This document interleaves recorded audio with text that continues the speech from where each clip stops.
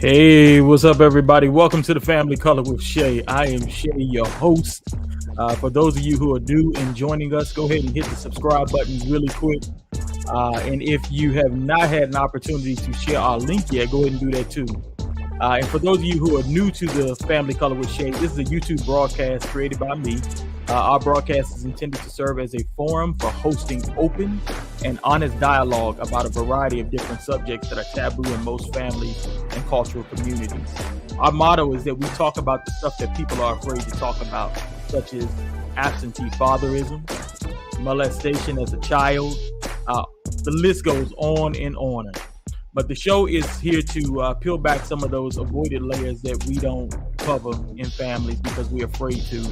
And so the goal of this show is really just to reveal the true colors of the family.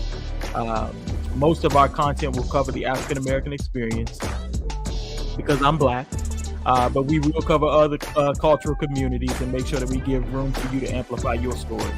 We hope each episode will jumpstart critical conversations that are sometimes challenging to discuss, so that families can start to have deeper internal conversations and begin the pathway to healing. Today, we're going to be talking about how to build stronger family foundations in the Black community. And I have two special guests that are here with me today, the Alexanders. And so if y'all don't give me a second, I'd like to introduce the Alexanders for you all. So give me a quick second real quick.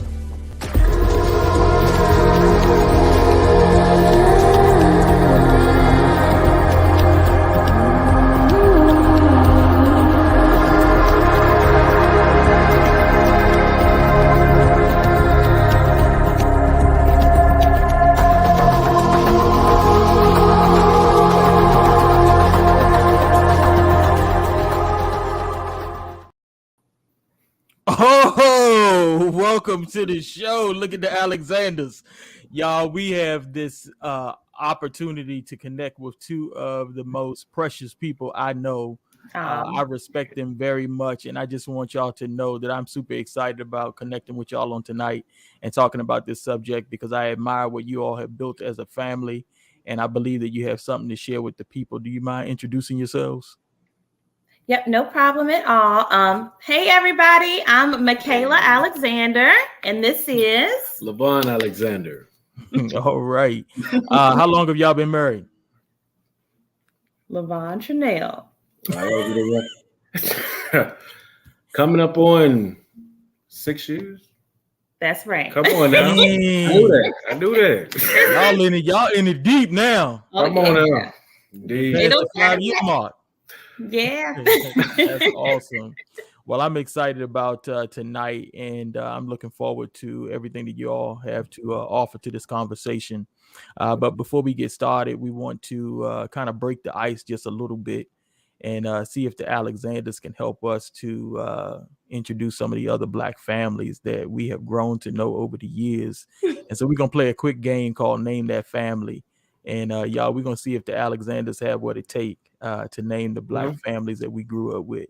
Y'all ready? We're ready. All right, let's go. So the first one on the screen, which y'all see? That's my cousin, the Gibson. The Gibsons. All right. All right. Which family is this? That's my favorite show. That is your favorite show. Good times. You got it. But what's the family name? Oh, the Evans. They are the Evans. Correct. What's this family? The Jeffersons. The Jeffersons. Moving on up. Cosby's. You gotta know the Cosby's. Absolutely. The Max. Come on. Bernie Max. The Bernie Max. It's the Max. What's this family? The Winslows. You gotta know the Winslows. TGIF, y'all. Oh, Lord. Y'all know this family? What's their last name? Oh, my God. What was Moesha's family name? Lord, I love Moesha. Oh, my gosh. I don't know it. These are the Mitchells, y'all. These are the Mitchells. Oh, the Mitchells. I wouldn't have got Darn.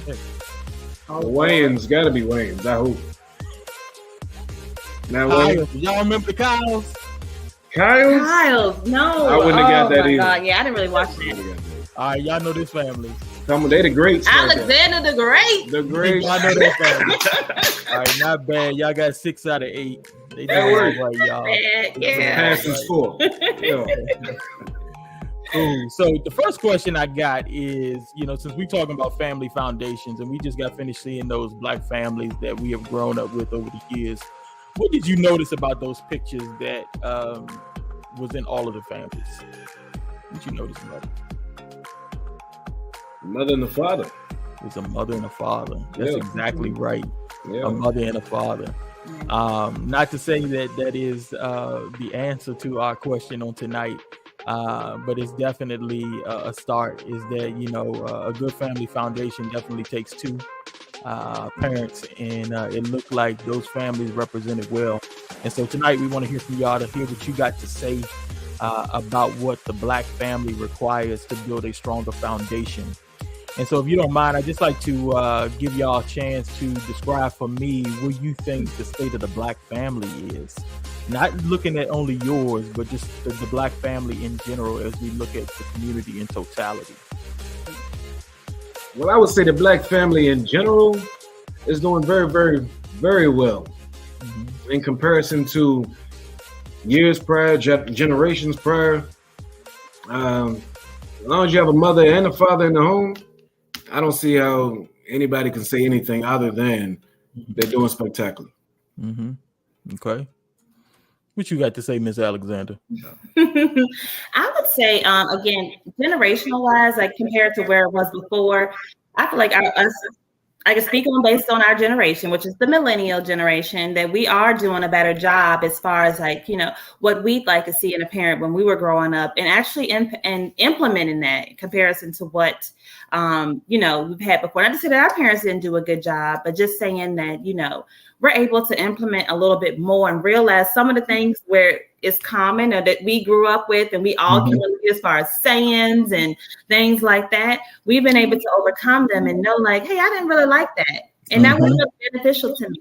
And learning that, hey, we can do better for our kids, or we can provide the opportunities or things like that to give better to our kids. So I think the millennials are holding down and doing a lot better than, what we've seen before. No, I have to agree with you. Now, there's statistics out there that say that there are only about 31% of African Americans that actually get married. And so, the number used to be extremely higher years ago. Right. And so, with that, they say, of course, most of it is because we do not have good family backgrounds that we come from. And of course, those are all speculations. People always have something to say, and we know they, right? The they is always the naysayers. The they is always those people that's in the background that, of course, want to deter us from advancing. But I think you guys hit on a very, good point that the millennials are really kind of like regaining themselves and finding their way. And so with that, being a couple who, of course, is a mother and a father in the household, you're raising children. How do you compare that to your upbringing? Is it the same or better? I would have to say what we're doing now is, from my perspective, is much better than what I grew up with. I grew up to a single mom with 4 boys. She did the best she could, but it's like she's working all the time. So a lot of the times we had to fend for ourselves. And at this point, as now that I'm older, I realize that if we had a father in the home or a 2-parent household, it's like we would have had a much less rougher upbringing, so to speak. It was some tough times, but we all overcame, and we're doing the best we can at this point. But it was a little rough. So the goal is overall to be sure that our children don't have to go through the same struggle that I went through overall. So I have to say we're doing much better. Yeah, that's good stuff. Yeah. I would have to agree with you. I never had my father in my household. Although he was present, he wasn't present in the household. And so I never recall him and my mother being together ever. I just was, a child that was born. And of course, I was born out of wedlock, right? But needless to say, that did not stop me from being able to become who I wanted to become. And that's the beauty about what I think you guys bring to the table, is that you're raising your children in a way that they can kind of define who they want to be. and they have two supporters in the background that's kind of cheering them on. That's And so right. with that, thinking about your kids, what gives you the motivation to do what you do as parents? It is pretty much them. They give you the motivation to be great and to be an inspiration or be an example of what it's like every day to be, successful and to raise a family and what that looks like as a dad, as far as what you would want in a wife or that sort of thing. So I think knowing that as they grow up, we have to provide the example of what they see. So as a dad, this is what the dad looks like. My dad, make sure that he goes to work every day. My dad makes sure that we have what we need. He gives me advice. My dad makes sure that my mom is okay and he treats her like a queen. Like that's those sort of things. Just seeing those makes it like impactful, I believe. Right. I believe to them as they grow up. So that's what is, beneficial about it and gives us the motivation to keep wanting to do great. Okay, I like that. I appreciate you sharing that perspective. And even kind of giving the perspective of your children. Yeah. When you evaluate the foundation of your family, would you say that it's strong or does it need work? The foundation. Oh, that's strong. I would say so. Strong. Yeah, that was a test question. I would say so. I would say that you guys have definitely passed the test and are doing a lot more than most folks have ever experienced, especially in our modern generation and modern society. And so with about 57% of Black children growing up in a house without a biological father, what would be your recommendations to the Black community to kind of fill that void for those children who are growing up in single parent households? I would say, honestly, you don't want to force it. Don't just, I would suggest that they not just get with a man just to have a man in the household. You want to be sure that that individual that you bring around is a positive influence on the kids, because that trumps everything, honestly. And you'd rather have a positive influence rather than a negative influence, obviously. And you honestly, and with no man in the house at all is probably better than a negative influence, to be perfectly honest. I agree with you 100% on that one. That is absolutely true. I would say definitely don't force it. Definitely don't force it. Well, and I also think too, it's important, like community-wise, to reach out to. There's some resources out there based on the community. Like Lavon's actually in your job. Like he works with you, where they are pretty much, he's like a mentor in a way to them, and they do like different scenarios and talk about life lessons and ideas based on their careers and future. So like making sure if you don't have a man around, getting him with the right resources and programs to make sure that they're connected with those influences in the community that will impact them. So yeah, no, that's a really good point. The first thing that comes to mind when you make those comments is that there's a saying that it takes a village to raise a child. right. And so, if a household doesn't necessarily have both parents, you have to have a village. And so, growing up in your village, who was there to represent for your village? I know for me, I had uncles and aunties and cousins and all kind of people that was in my circle that was kind of like making sure I was doing what I was supposed to do. Who was in y'all village? Oh my goodness. So first off, my mama, Zelda and Greg, Lord Jesus. They were on me, I tell you. So they were there, number one. But outside of them, when my parents had to work, I had like, oh my God, my mom has what, 5 altogether is what, 8 of them, brothers and sisters. Oh my God. Always there, for me. And my dad, his siblings, I think he has 4 other ones. Oh my goodness. So just being there, they always were there and influencing my life.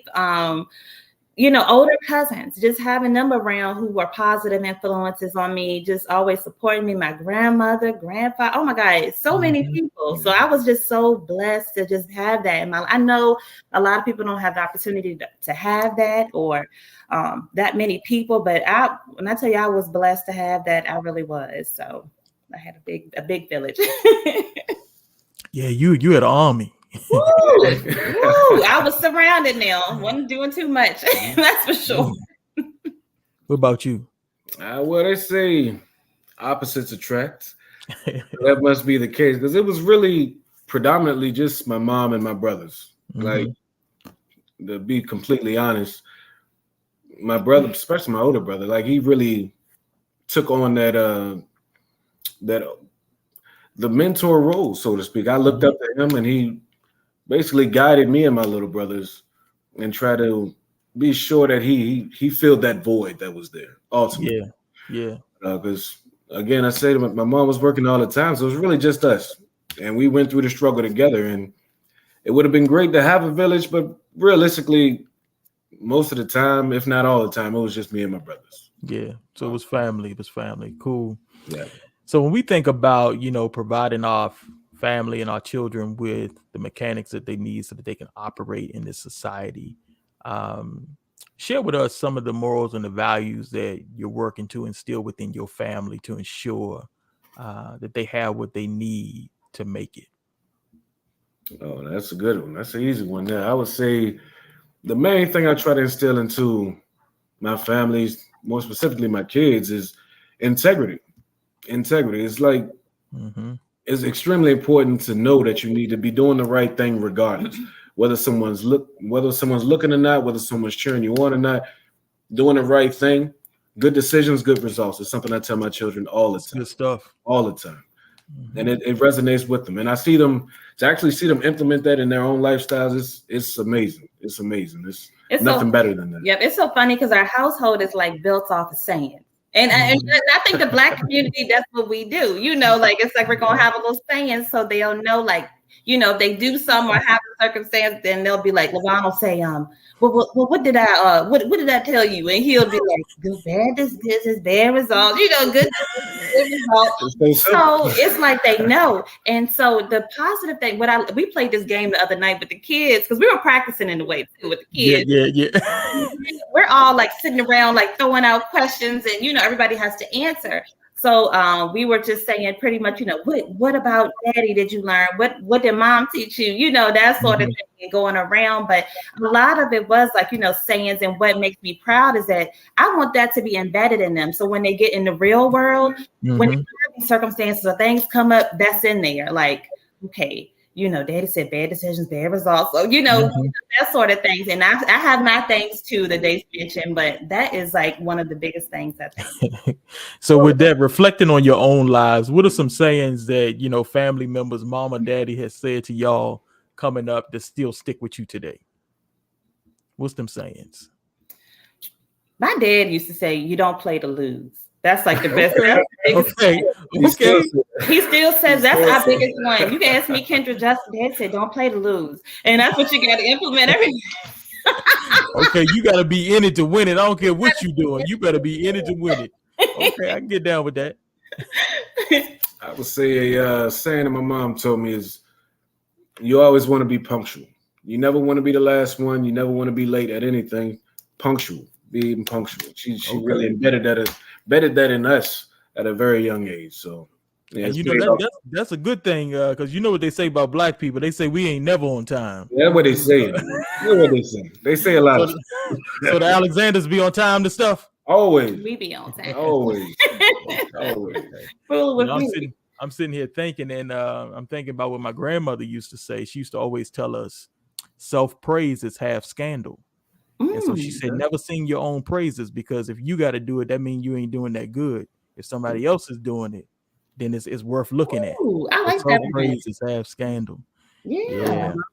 I love it. All right. So as we think about, kind of where the Alexanders are headed next, let's think about all your children. Where are they at in their walk and journey, and kind of what are y'all doing to kind of prepare them for their next phase in their life? Oh man. You take this one? Yeah. Well, my oldest son is 17. He's a junior. He's going to be going to it's going to be a senior next year, and his goal is to his goal is to go into the military when he graduates, same as I did when I graduated. And I'm just trying to instill all the wisdom that I have in that field, and he seems to be ready. Thus far, no question, I think he'll be extremely successful. And my middle son, Jay, he's going to the 10th grade next year. He's in the sports, playing basketball and whatnot. He's excelling. And honestly, the sky's the limit. Mhm. And my youngest, he's going to the grade next year, and he's just coming into his own. He'll be 10 years old next month. He's just watching him develop his own personality and whatnot.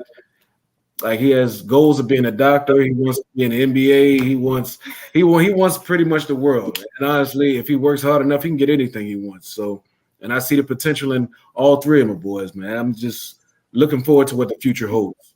Okay, so they all playing to win. Come on now. That's what's up. That's what's up. Yeah. So as far as like the support is concerned for all of your boys, because it sounds like y'all got a whole triad there. Y'all got a triad of boys. I don't know how you handling it, Miss Alexander, with all that testosterone. I know. And growing up with all girls, it's a different world over here. She handled it beautifully. Beautiful. So thinking about support, what's some of the things that they ask y'all for as parents that they need on the emotional side, spiritual side, physical side? What's some of the stuff that they need for support?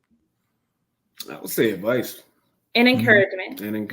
A lot of times, like even with the games and even down to test with Kenyon, it's a little, very minute, but like test, Ken, you can do it. You need to study, just being on top of them and trying to create some kind of, organization with their lives. Again, I just feel like our goal overall is to just make sure when they leave us, they are prepared for this world and like not totally thrown off or just have some great values instilled. So again, just, preparing them and always, they say mostly with me, which was in the conversation, is that I'm more so the encourager.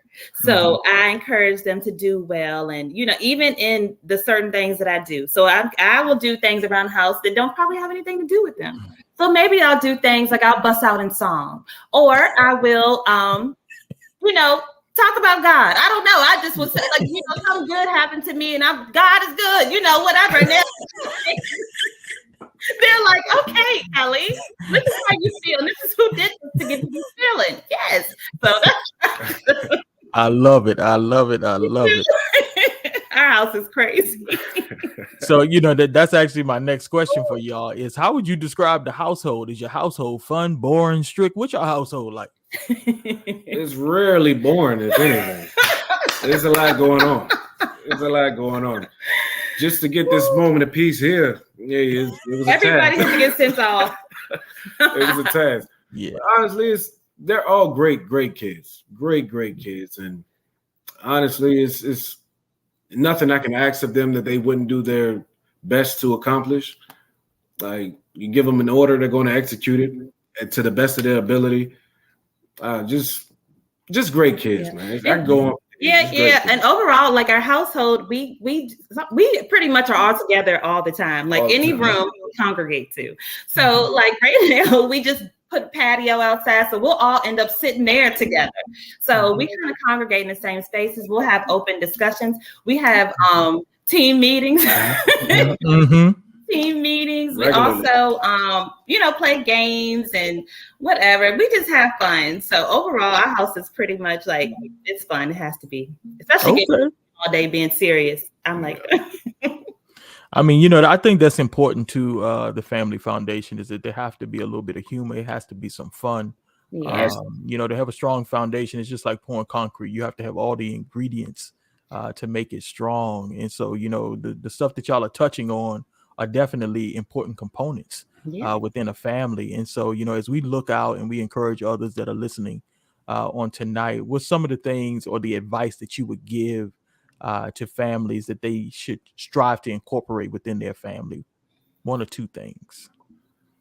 I got one thing, and I would say it's extremely important to listen. Listen to your spouse, listen to your kids, because how they feel matters, and it's coming from somewhere. It's coming from somewhere, and it's never okay to just dismiss it and try to instill your values in them. Realistically, you have to know where they are mentally, how they're feeling emotionally, spiritually, all of the above, and you can get all that information by simply listening. So that's key. That is key. I've learned that. That's really good advice. That was good. Yeah. That's really good advice. I'm gonna tell you, my son told me the other day, I said something to him and I was like, I said, give me a break. He was like, a break? He said, I'm your son. I said, you're right. You know what you need? But at that moment, I realized he needed me, right? Yeah, I needed to give him my undivided attention. He reminded me, he was like, "Look, you made me. I ain't make myself." Exactly. So I had to make sure I showed up. So ain't no that's breaks. what you Non-existent. say, Ms. Alexander. What type of advice would you give families to incorporate in their family? Oh my goodness, Lauren, that was just good though, and I think I was kind of just piggybacking off of that because that's something I feel like again piggybacking on what we were saying earlier about like parents, us growing up. Like you don't get an opinion on what you get to do, and sometimes they question our parenting on like how you giving them an opinion on what they want to do. But I'm like, wait. It's like, they do have an opinion. If they don't want to do it, they don't want. If they don't want to eat that, they don't want to. They don't like it. Yeah. That's kind of things how I feel. I mean, I think it's important again, listening to them and really like having them listen to you and just, making sure that you guys are on the same page of what you're asking and what they're asking. And coming up to some reasoning as to why, maybe what they're saying is not good or what they're saying could be valued or could be tweaked a little bit to work for your family. But I think of listening and understanding each other is important and we need to let our kids do it. Yeah, absolutely. I think you're absolutely right. I know one thing that my father and I disagree on is that I let my son, he's 7 years old, I let him choose whether or not he comes to church. His Yeah. father just so happens to be a pastor, but I don't make him come to church, Yeah. right? Because it's not something that he's really understanding right Yeah. now. So I'm not gonna force him to do something that he doesn't Yeah. want to do. And so my dad be like, "Man, you ain't gonna let him come to church. Who running your house?" I said, "It ain't about who running the house. It's a Yeah. matter of understanding where a person is." And I say he's a person before he's a child. He's a person. He's a whole human being. And so we got to, like you said, listen to our family, listen to people, and get to understanding who they are, because everybody is growing and determining who they want to be in this journey. So that's really good advice. Yeah. Let's talk about family time. Y'all talked a little bit about hanging out on the patio. Let's talk about other family time. Do y'all vacation? What else y'all do as a family to build that foundation? That's why we work hard too. Because my kids, they don't want, our Kenyon's turning 10. So we consider that a big deal because, he's double digits or whatever this year is what he's been saying. And so I'm thinking, a birthday party or whatever, but our kids really like to travel. So every year we do go to Tennessee to visit my aunt and uncle. So that's like our big family, like road trip. So that's something that they enjoy and they look forward to and that sort of thing. Outside of that, we work hard because we're looking, we trying to advance in our careers so that we can afford to do more things. Levon also tells the kids when they ask where we're going, the new saying is we're going to Hawaii. And that's the case. But, one day, we'd really like to take them. So like, we just want to do stuff like that. But work hard so that we can do those type of thing, like go on vacation. That's what we like. Good stuff. Family time is important. Yeah. And making time for them. And I like to hear that y'all are working and striving to get to the next level so that you can do even more with your families, because it is important that we invest in our families. Sometimes we expend all of our time working and we don't take enough time spending with our families. And so it sounds like you guys are doing a great job in that area. When you kind of look back over the relationship that you've had with your parents and things like that, would you say that relationship from your parents kind of crosswalked into the relationship with your children? Are they better grandparents than they are parents? You don't have to rate them, but like what's the relationship like with their grandparents? What would y'all say? I'll let you take that. Okay. So pretty much they have a good relationship as far as with our parents. Our parents truly love and adore those kids. They get away with murder. And then they also, just are always there for them, buying them stuff, and supporting them financially if they need to do something or they want to do something. They'll always be like, well, I'll chip in with that sort of thing. Also just being around. So yeah, our parents, I think our parents do a good job as far as like, being around and spending time with them, that sort of thing. Yeah, that's good stuff. And I only ask that because we talked a little bit about the village. And most oftentimes, people look at the African American family and they say, well, y'all don't really operate in a close knit, environment. And that's not true, right? They try to label us as dysfunctional. But I would say that Black families are actually much more closer than any other family. Yeah. It doesn't matter. Actually, I think we're a lot closer because we cook out for anything. Yeah. Johnny found his book bag at school. We're gonna cook out this weekend. Hell, go get the beer. We're gonna have a party.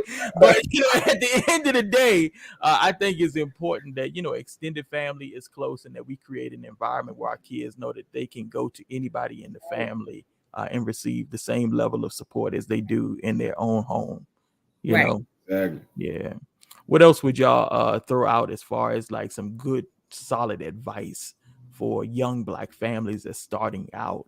And I'm gonna say to like newlyweds, those that aren't married, because everybody's not married. What would you throw out to people who are just establishing their family? What's some good advice for a new family kicking off? I would definitely say new families kicking off, don't give up. Like, it's going to be extreme high, especially at the beginning. You're going to think everything is just great, everything is amazing. But counter to that, it's going to be some lows, maybe even extreme lows. However, you got to fight through those. You have to, mainly because you have already started a family or you plan to start a family and all of that. You're going to have those different circumstances that arise, unforeseen circumstances. And it's how are you going to react? Are you going to run? Mm-hmm. How long can you do that and be successful in anything if you're going to run from it when it gets tough?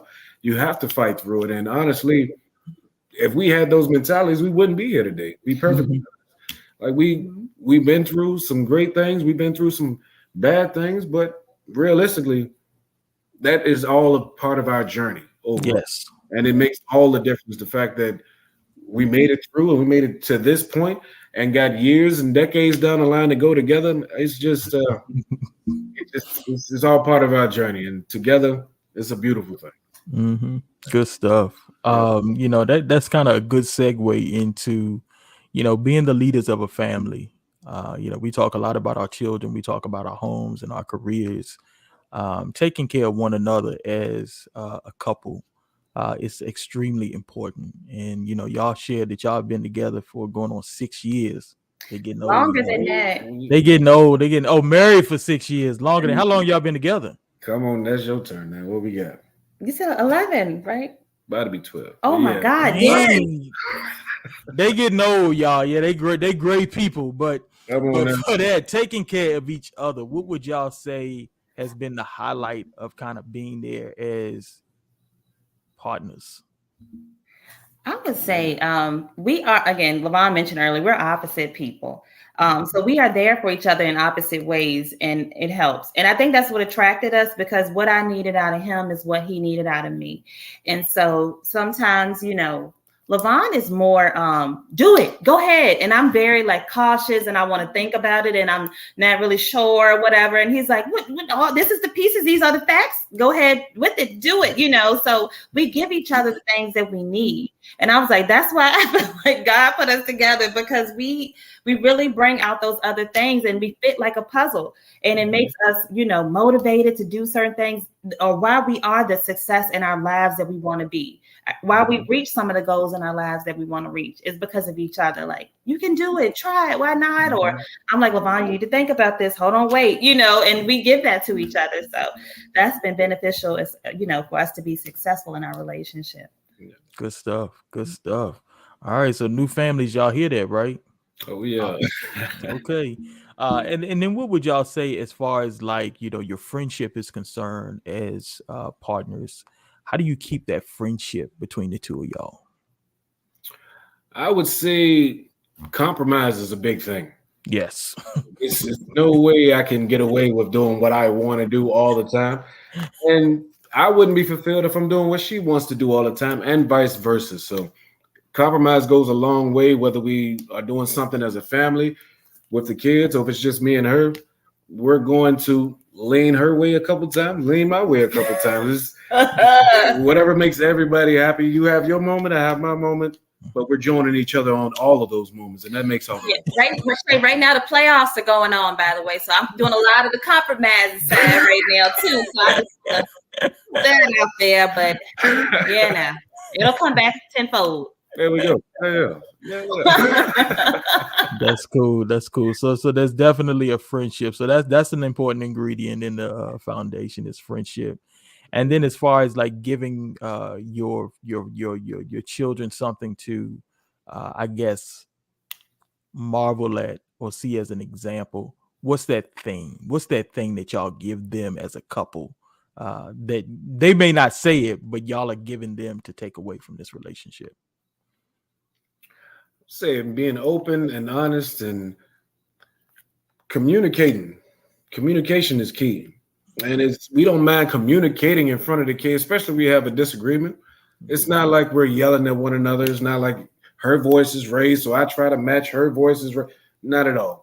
It's okay to have open, honest, and even passionate discussions in a form that is respectful.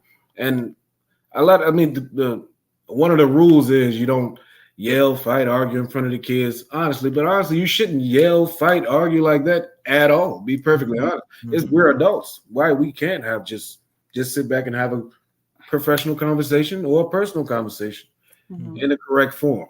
And honestly, our kids see that. And that's what I want for them when they go out and find their partner.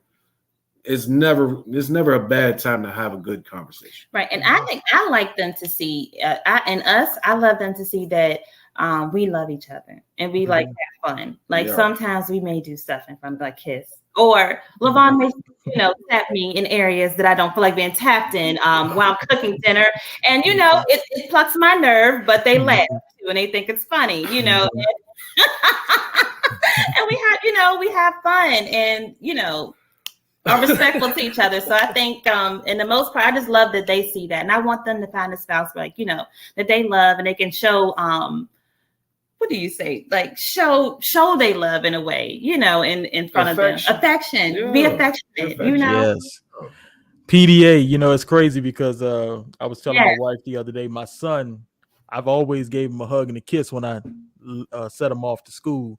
And the other day he's showed me that he was interested in some little girl, I ain't gonna say what I'm gonna say, but anyway, he interested in this little girl. He saw the little girl when we were dropping him off, and he was like, "Nah, don't hug me." Can you start that? I was like, "Whoa, no public display of affection, huh?" Because the little chick you like walking into school. No, that's part of the course, man. Yeah, Kenya. It hurt my feeling real bad. I was like, "Oh my God!" My feeling was hurt. I remember that. Yeah. How old is he again? He's 7 years old. Yeah. It was about Kenya was kindergarten, first grade, and he was like, Now I'm getting on the bus. Yeah. Oh my God, it hurt my feelings so bad. I told LaVon, I was. I'd say that's one thing the kids can do without our permission, and is grow up. That's what's going to happen regardless. They will grow up. Absolutely. Absolutely. All right, y'all. So we're getting close to the end of the show. But I would like to give, some platform to y'all to kind of like, share any other comments, open dialogue, anything that you just want to say that's on your heart about family. I think I want to touch, because one of the questions you asked kind of like made me feel a little passionate. That you had, mentioned earlier, as far as like dysfunction in the Black community. And I have a problem with that, because I'm like, I don't like that saying, and I don't like that, I don't want that stigma on our community, because that's not true. Even growing up, I mean, things happen in our family, and I feel like at the same time, things happen to everyone's family. And granted, even when it goes back to as far as like, after slavery time, with us not being able to be provided with the tools that we need to be successful as a family. Fathers weren't provided, opportunity to, get good jobs or, provide for their family. So they did take other outlets, maybe start drinking, maybe, doing drugs, or maybe leaving their families. And so they have one parent households, but I thought we weren't provided a lot of the opportunity to start off initially to be great. So some of our parents, our grandparents, we don't blame them for how they, reacted. their circumstance, but they worked the best they could and did the best that they could. And it's up to us to be a difference and to be a generational curse breaker and, provide the opportunities to our children so that they don't have to go through that moving forward. And we can skip a lot of that drama and, have a better life. So I just wanted to say that pretty much and put that out there overall. No, I appreciate that. That is absolutely on point and on spot, right where we need it, because there's so many people who believe that what people say about us is true. And it's our opportunity to make liars out of anybody who, put out false statements, false comments, false perceptions. And I call it false because anytime you hold and own your future, you can make it into whatever you want to make it into. And so, I'm really excited about this platform because I want to encourage others that we can do better. We can be better. And that there are examples out there that we can glean from. And you two are a prime example. Like you said, you're a millennial couple that's raising 3 boys and doing a fantastic job. And you have not allowed for stigma to stigmatize you. And I think that's one of the things that we have to remember is that, we are writing our own stories, and every day you have a chance to write a new page in that book of life and to do your very best to make each chapter and each page better than what the past was. So thank you for sharing that and elaborating. Mr. Alexander, what you got to say, sir? I would say just something I wanted to get out there. I have 3 boys, and you hear often that every family with multiple kids, you have one bad apple. What motivates me as a parent is to be sure that one bad apple does not happen. It doesn't exist. I want to raise 3 strong Black men, period. In whatever profession they choose to venture into, I'm going to support them. Yeah. We are going to support them 100%, 110%. And really, that's what keeps me driven every single day. I'm trying to be better. I'm trying to be sure that they maximize and reach their potential. And be perfectly honest, I don't see any other way around it. That's what's going to happen. Strong Black men, that's what's driving me. That's what's driving me day in, day out. And I see it happening. Absolutely. That's good stuff. And I'm so glad that, you have made the choice that you're going to deposit into your boys what they need so that they can grow up and to be positive Black contributing men in society. And that's exactly what we need in our community. And I respect everything that you guys are putting in, all the hard work, the labor, the tears, whatever it takes. I'm just grateful that y'all are doing it. And so for our viewers and our listeners, those of you that are subscribed in and are watching on tonight, the one thing I want you to take away is that the most important thing in a family foundation is love. And the Alexanders have proven that. They are sharing that with us on tonight. And so when you're building a firm foundation for your family, make sure that it's built on love, unconditional love. As Miss Alexander stated, there are going to be times we have some ups. There's going to be some times we have some downs. We're going to even have some turnarounds. But at the end of the day, do not withdraw your love from your family. Always love them in and out of season. I don't care what they do. They can poo-poo on your shoe. Still love them because at the end of the day, we are all family and we're all we have. Yeah. So thank y'all so much for tuning in. Thank you for joining us on tonight. I hope that we'll be able to have y'all back on the show again sometime soon. Absolutely. We definitely come back. Thank you. Appreciate y'all so much. Yes. Peace.